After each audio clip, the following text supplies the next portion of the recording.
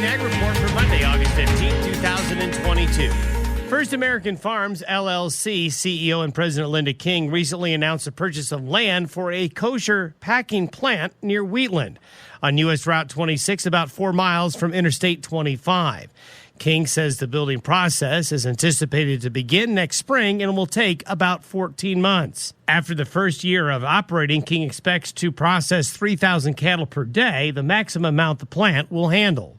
The plant is expected to employ approximately 400 people. The U.S. Department of Agriculture's new Big Game Conservation Partnership pilot rewards Wyoming landowners for providing valuable ecological services for the public good, including direct compensation through 10 to 15-year habitat leases.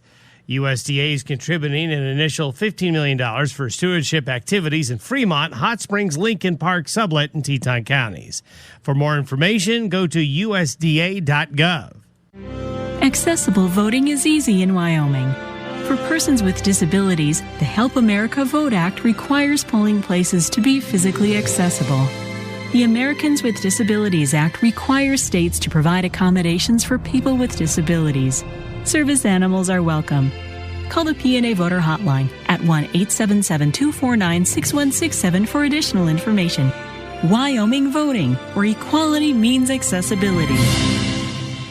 U.S. sugar consumption is up along with prices as weather, supply chain problems, and speculators disrupt the industry. Officials and regulators said here last week at the International Sweetener Symposium sponsored by the American Sugar Alliance.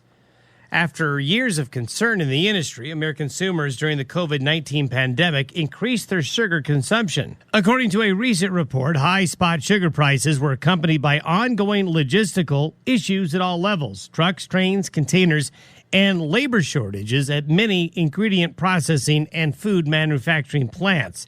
There's also growing concern about sugar supplies and prices in 2023.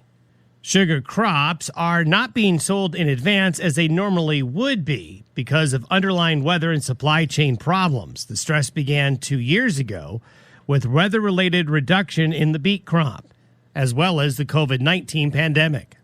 As spring and summer approach, you may be thinking of adding some trees to the yard or installing a fence at your house. But keep in mind, it's illegal to dig or excavate without knowing what's below. Calling 811 at least 2 business days prior to an excavation will allow utility members to mark their lines. This free service offered by One Call of Wyoming will help keep you and your property safe.